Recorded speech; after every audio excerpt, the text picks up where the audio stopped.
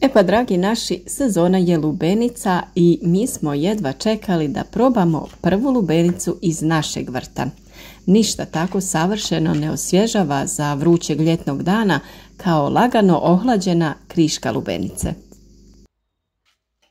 Samo zrele lubenice su i ukusne lubenice. Kada je prepolite u nadi da će biti baš prava, a to ne bude slučaj, slijedi razočarenje.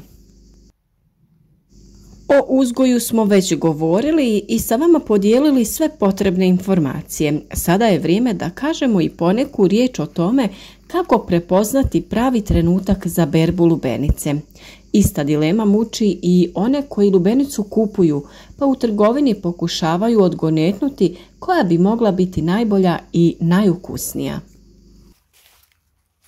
Lubenice su najpopularnije tokom ljeta, bogate su vodom i odlične za osvježavanje i hidratiziranje.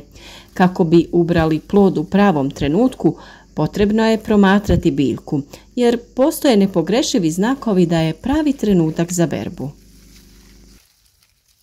Nedozreli plodovi su neukusni, blijedi su unutra i nisu sočni. Prezreli imaju brašnastu konsistenciju, unutrašnjost je mekana i počinje da trune. Prvi znak zrelosti lubenice jeste da se vitice u blizini ploda suše, a petiljke zrele lubenice također počinju da se suše, površina kore bude prekrivena bijeličastim prahom koji je sličan vosku, odnosno stvara se pepeljak. Bijeli i svijetli dio koji se nalazi na zemlji dobiva bež boju. Od sadnje do berbe lubenice treba proći između 75 i 95 dana. Kada se obavlja sjetva sjemena, tada je potrebno oko 100 dana. Taj period ovisi o sorti i uslovima uzgoja. Kao i uvijek, bitno je kakvi su vremenski uslovi, jer za dozrijevanje lubenice potrebno je dosta sunca. A također vrlo je bitno i adekvatno zalijevanje kako bi plodovi bili sočni. Kako bi pospješili dozrijevanje plodova, na biljci se uklanja vrh. To će pomoći razvoju bočnih prirasta koji daju krupnije plodove. Lubenica jednom stranom naliježe na zemlju i taj dio ostaje bijeli i svjetliji. Kako bi dozrijevanje bilo ujednačeno, možemo ih povremeno malo okrenuti, no ne treba ih snažno okretati jer će doći do opadanja plodova. Kako ne bi ležali na zemlji, ispod njih se stavljaju neke daske ili stiropor, to će spriječiti kontakt sa zemljom i truljenje.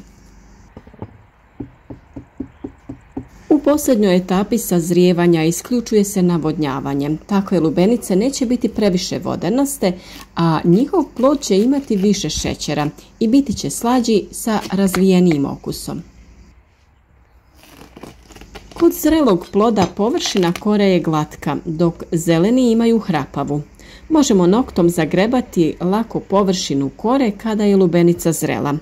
Osim toga, kada prstom kucnemo u površinu kore, čujemo karakteristične zvukove ovisno o zrelosti. Zvuk zrele lubenice je tup i sve intenzivniji kako zrenje odmiče. Ubrani plod očisti se od zemlje, a može se čuvati čak nekoliko sedmica ovisno o uslovima, ali najbolje ih je rashladiti i što prije pojesti.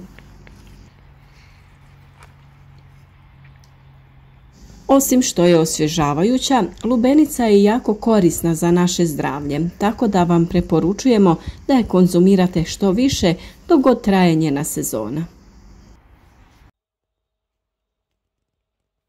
Postoje razne kombinacije u voćnoj salati, prelivene sa čokoladom, u raznim šejkovima i sokovima. Ali ako mene pitate, stvarno nema potrebe kvariti jedinstveni okus lubenice sa dodavanjem bilo čega. Ona je ipak najbolja kada se ohladi i jede sama bez nekih dodataka. Bilo da ju grizete onako sa guštom ili ju prvo izrežete na kockice, vjerujem da ćete uživati u svakom trenutku. Lubenica pospješuje vaše zdravlje, regulira probavu, ima pregršt vitamina, pomaže kod gubitka suvišnih kilograma, smanjuje rizik od raznih bolesti i još mnogo toga. Pa eto, ukoliko vam u ovim vrućim ljetnim danima treba osvježenje, lubenica je stvarno idealno rješenje.